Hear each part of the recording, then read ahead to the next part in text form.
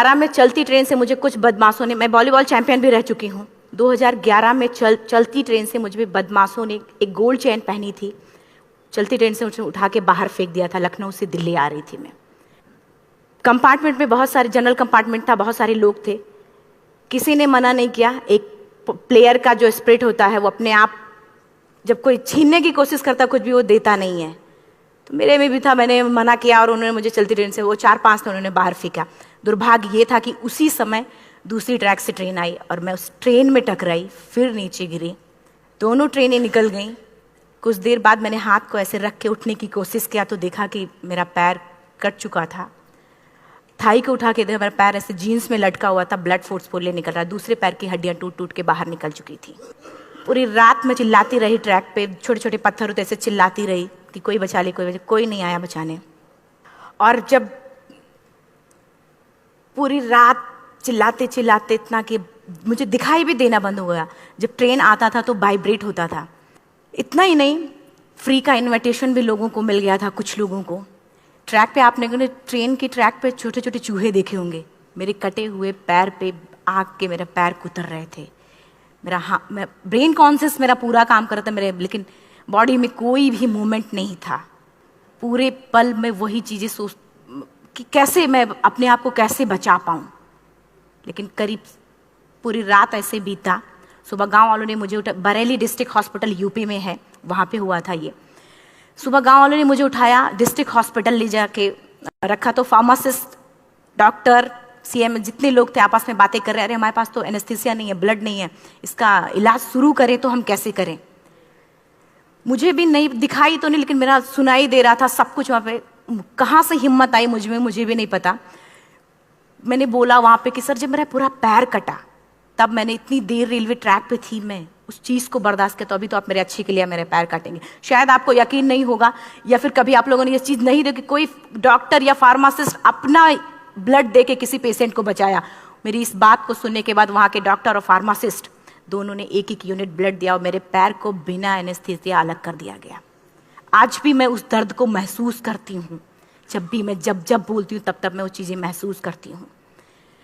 उसके बाद जब बात मीडिया में आई, लोगों को पता चला कि मैं नेशनल प्लेयर है, KGMC king George medical college Lucknow में एडमिट करा, लखनऊ से फिर sport minister, AIIMS trauma centre Delhi. तब तक सब ठीक ठाक चल रहा था, प्लेयर होने की वजह से अच्छा ट्रीटमेंट मिलना शुरू हुआ। करीब 4 महीने मैं एम्स में रही। एम्स में रहने के बाद जब मैं थोड़ा ठीक हुई, करीब 25 दिन बाद जब ठीक हुई, न्यूज़पेपर में गोल गोल लिख के आ रहे कि अरुणिमा के पास टिकट नहीं था, अरुणिमा ट्रेन से कूद गई। उसका खंडन किया घर वालों ने, फिर बोला कि अरुणिमा सुसाइड करने गई थी। जिस लड़की का शरीर का एक अंग कट चुका, पूरी जिंदगी का पता नहीं कि व्हील चेयर है, बैसाखी या पता, यहाँ तक कि मेरे स्पाइन में 3 फ्रैक्चर था, मुझे ये भी नहीं पता था कि मैं बेड से उठ भी पाऊंगी कि नहीं। अंदाजा लगाया जा सकता, सिर्फ अंदाजा लगाया जा सकता है कि उसकी दिलो दिमाग पे क्या चल रहा होगा, उस परिवार की क्या स्थिति रही होगी जब जिस परिवार की एक यंग एज लड़की का इस तरीके का सिचुएशन हुआ हो। फिर भी कहते हैं कि जहाँ चाह होती वहाँ राह मिली जाती है।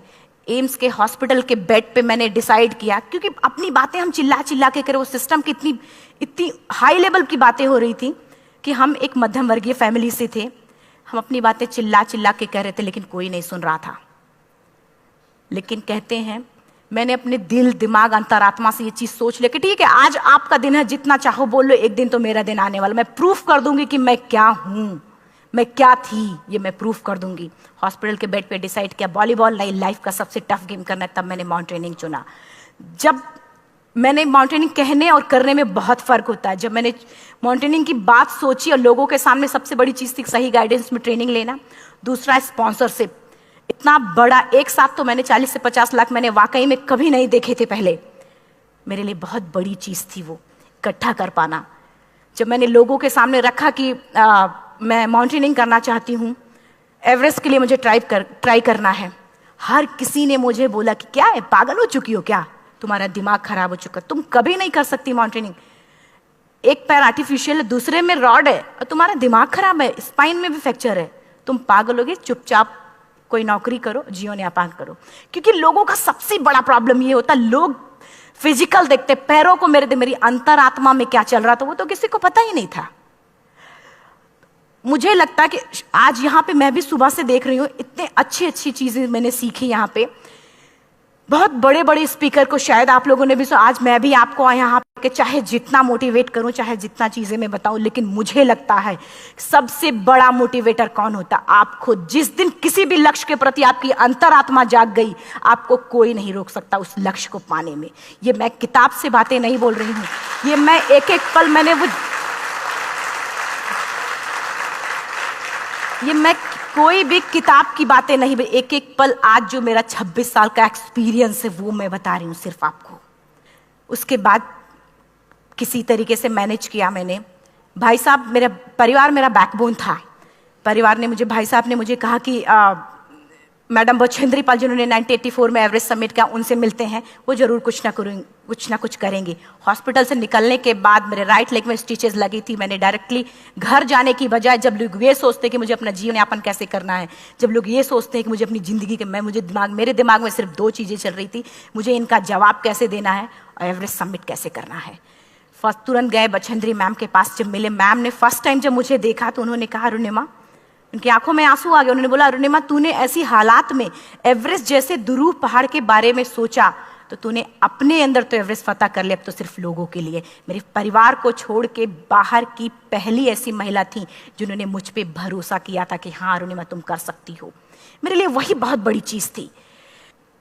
प्लानिंग भी कर ली, मैम भी मिल गई, सब हो गया। लेकिन जब उतरते हैं फील्ड में तब पता चलता कि हम क्या हैं। रोड हेड से मैं पहुंच गई। मैडम ने कहा कि ठीक है, तुम्हारे कहने, तुम्हारे सोचने से कुछ नहीं होगा अरुणिमा, प्रूफ करो कि कर सकती हो। मैंने कहा बस एक मौका चाहिए मुझे। वाकई में जब मैं माउंटेन में पहुंची, रोड हेड से बेस कैंप लोगों को 2 मिनट लगता था, मुझे 3-3 घंटे लगते थे, क्योंकि मेरे राइट लेग की हड्डियां भी नहीं जुड़ी थी। लेफ्ट मेरा आर्टिफिशियल लग चुका था, लेकिन स्टंप एकदम रेड, उसका मतलब घाव एकदम नए थे। मैं अगर पैर रखती थी तो मेरे पैर से जोर से अगर दबा देती थी तो पैर से मेरे ब्लड आने लगता था। सारे लोग नॉर्मल थे वहाँ पे। हर कोई ये बोलता कि एक पीक के लिए जाते थे तो हर कोई मुझे ये बोलता कि अरुणिमा, तुम धीरे धीरे आओ। मेरे दिमाग में हर बार यही बात चलती थी कि क्या है, मैंने एवरेस्ट का प्लान किया, मैं इनके बराबर भी नहीं चल पा रही हूँ। खुद से संकल्प लिया कि कोई बात नहीं, एक दिन ऐसा आएगा कि मैं इनसे पहले जाऊंगी। और आपको शायद यकीन ना हो, आने वाले 8 महीने बाद पूरा का पूरा वेट उठा के बेस कैंप से साथ निकलते और टॉप पे पहले पहुंचते। ऐसे करके देखते थे कि अरे ये लोग तो पीछे। खुशी होती थी। उससे भी ज़्यादा मुझे खुशी तब होना शुरू हुआ जब वो सारे लोग आके मुझसे ये पूछते, मैडम खाते क्या हो, बता दो। पैर नहीं है फिर भी कैसे चलते हो। उसके बाद पूरा मुझे स्पॉन्सरशिप मिला। मैं जब एवरेस्ट के लिए गई, मेरे लिए सबसे बड़ा, एवरेस्ट की जर्नी में मेरे सबसे बड़ा चैलेंज यही था कि दूसरे को समझा पाना। मैं नहीं समझा पाती कि भाई मैं कर सकती हूँ। जब मैं एवरेस्ट के लिए, शेरपा होता, शेरपा को जब ये बात पता चला कि मेरा प्रोस्थेटिक लेग है, आर्टिफिशियल लेग है दूसरे में रॉड, बोला नहीं ले जा सकता, इसकी वजह से तो मेरी भी जान जाएगी। मैडम ने, हमने सबने कन्विंस किया किसी तरीके से। मन वाकई में जो टीवी में हम और उसमें फोटोज में देखते हैं, ब्लू और ग्रीन आइस, हिला देने वाला होता। जितना सुंदर दिखता उतना ही हिला देने वाला होता। जब मैं, हमारे ग्रुप में 6 लोग थे, रॉकी एरिया तक मैं सबसे पहले थी, लेकिन जैसे ही मैं ग्रीन और ब्लू आइस में गई, मेरा आर्टिफिशियल लेग स्लिप कर जाता था। फ्रंट पॉइंटिंग से, जब मैं फ्रंट क्रैम्पोन से फ्रंट पॉइंटिंग मारती थी, लेफ्ट से पेन होता था तब भी करते, लेकिन आर्टिफिशियल जैसे फ्रंट पॉइंटिंग मूव हो जाता, मेरा पैर ही मूव हो जाता था। शेरपा मुझे बोला नहीं हो सकता अरुणिमा, जबरदस्ती मत करो। मैंने कहा कुछ नहीं, ये मेरा पैर है, मैं जानती हूँ कैसे चलेगा। फाइनली 1, 2 बार, 3 बार करने, 4 बार, 5 बार होल हो जाता था। आइस थोड़ा टूट के निकलता था तो मैं वहाँ पैर रख के जाती थी। कैंप 3 तक ठीक था, प्रॉपर एक्लेमेटाइज किया अपने आप। कैंप 3 तक जनरली गए। बात जब कैंप 3 के ऊपर की होती है, साउथ कोल समिट, अच्छे माउंटेनियर, अच्छे दिलेर के हौसले धरे के धरे तब रह जाते हैं जब अपनी आंखों के सामने किसी को मरता देखता है, और दिमाग में बात, जब जिसको डिसीजन मेकिंग, और जब दिमाग में बातें जब ये आने लगती हैं कि अरे जिस चीज़ के लिए हम जा रहे हैं उसी चीज़ के लिए आदमी मर रहा है, इसी चीज़ के लोग लिए मर चुके हैं।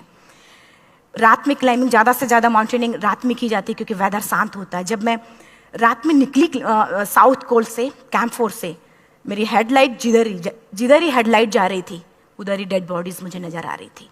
मेरे रोंगटे खड़े हो रहे थे। मुझे समझ में नहीं आ रहा था कि मैं करूं तो क्या करूं। इतना ही नहीं, मैं जिस रोप में थी उसी रोप में जब मैं आगे जा रही हूँ और एक बांग्लादेशी, उनका हाथ हल्का हल्का ऐसे हिल रहा, मुंह से आवाज आ रही थी। मैं एक्सप्लेन नहीं कर सकती मुझे कितना डर लग रहा था। बार बार ये बार बार मन में आती, इसका ऑक्सीजन खत्म हुआ है, ये मर चुका है लास्ट सिचुएशन में, और हम कुछ नहीं कर पा रहे हैं, क्या करें। उसके बाद मैंने 10 से 15 मिनट सिर्फ मैं वहां खड़ी रही। मैंने सिर्फ इतना बोला कि अगर आप सभी में से सभी ने एवरेस्ट सबमिट कर लिया तब तो ठीक है, अगर नहीं सबमिट किया है मैं सबके लिए एवरेस्ट सबमिट करूंगी और जिंदा वापस जाऊंगी। क्योंकि जैसा हम सोचते हैं हमारी बॉडी उसी तरीके से जनरेट करना शुरू करती है। मैंने डेड बॉडी, क्योंकि जा ही नहीं सकते थे किनारे से, उसी रोप में वो एंकर है, डेड बॉडी को लांगी और लांग के जाना शुरू किया। हिलेरी स्टेप साउथ समिट के करीब जब मैं खुद पहुंची, मेरे शेरपा ने एक जोर से झटका मुझे दिया कि अरुणिमा वापस चलो, तुम्हारा ऑक्सीजन खत्म हो रहा है।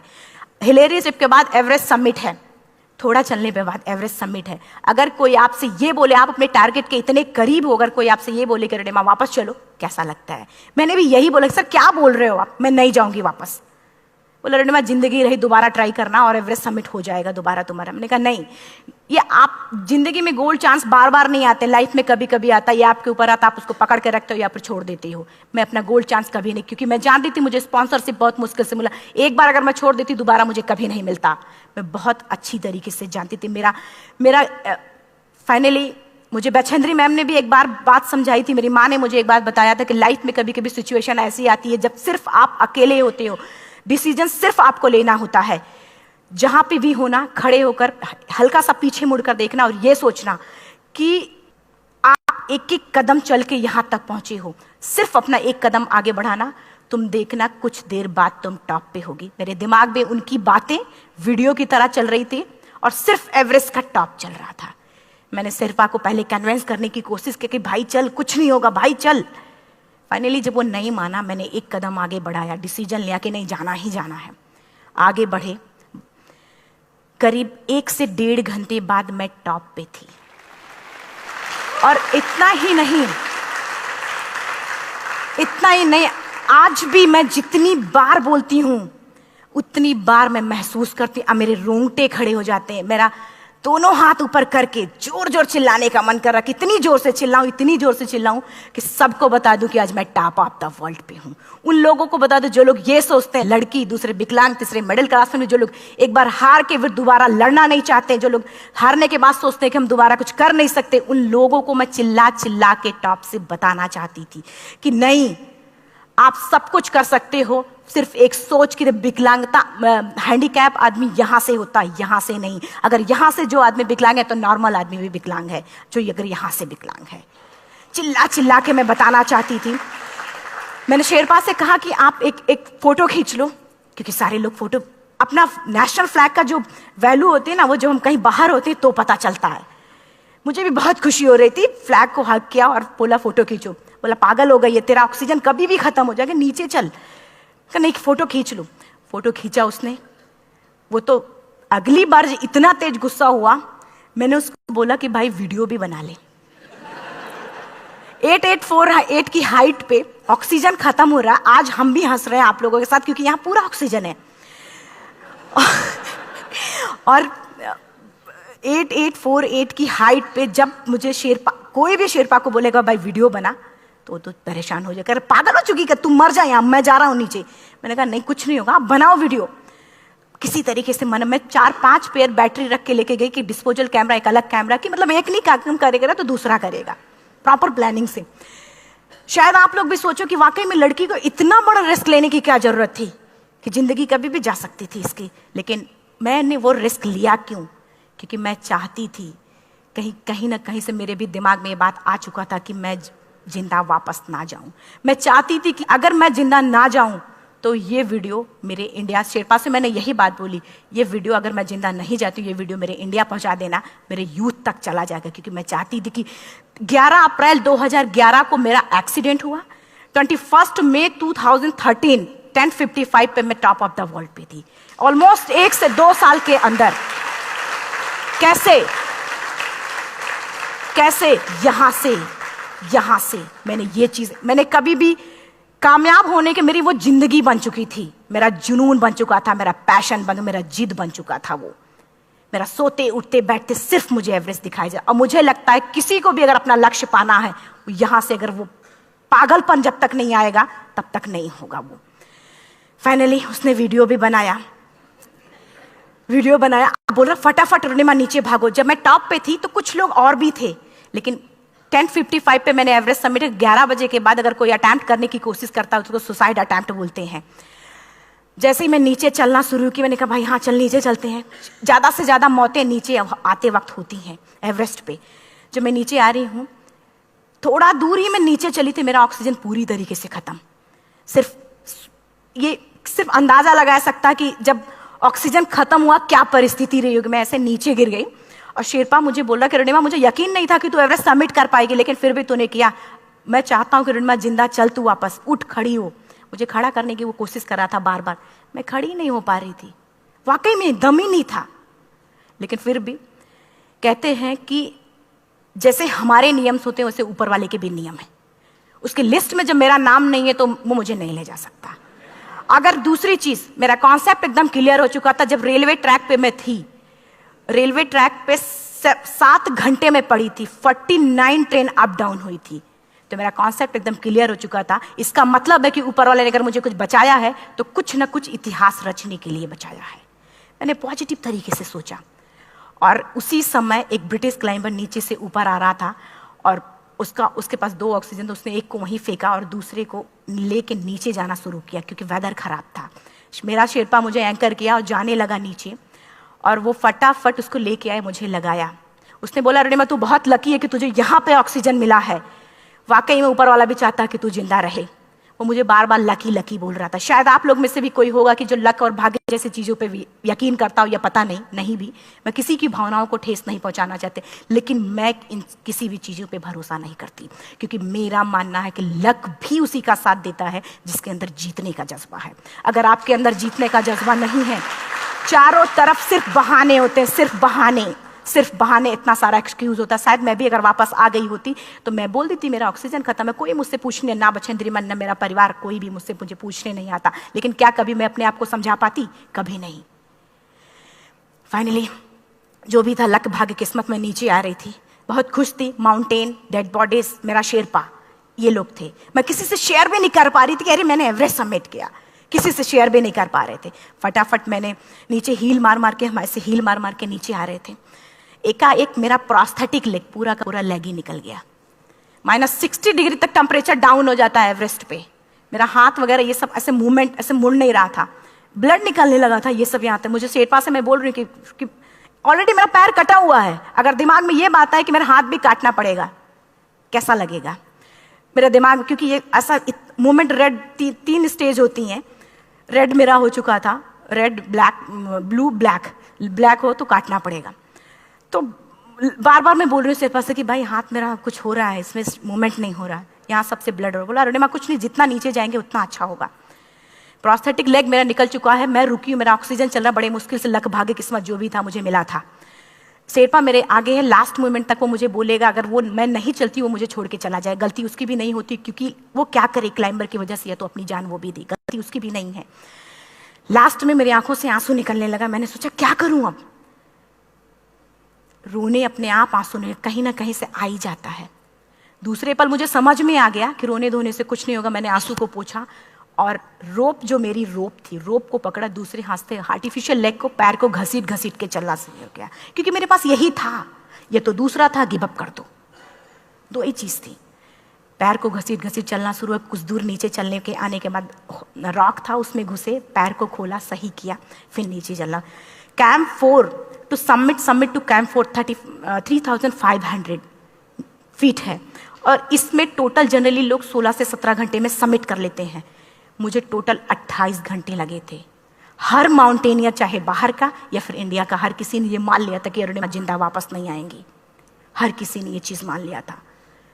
लेकिन मुझे लगता, जब मैं वापस साउथ पोल पहुंची, जब मैं टेंट का जिप खोला, मैंने हर किसी ने कहा कि अरे तू यहाँ है, हम तो सब सोच लिए थे तू चली गई। हर किसी ने ये बोला था। फिर सब खुशी मना रहे थे हम सब।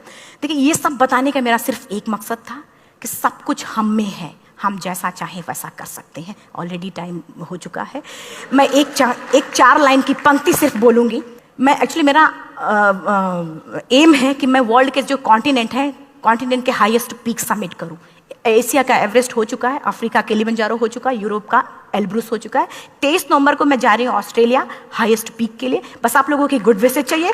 और 4 लाइन, अभी तो इस बाज की असली उड़ान बाकी है, अभी तो इस बाज की असली उड़ान बाकी है, अभी तो इस परिंदे का इम्तिहान बाकी है, अभी अभी मैंने लांघा है समुद्रों को, अभी तो पूरा आसमान बाकी है।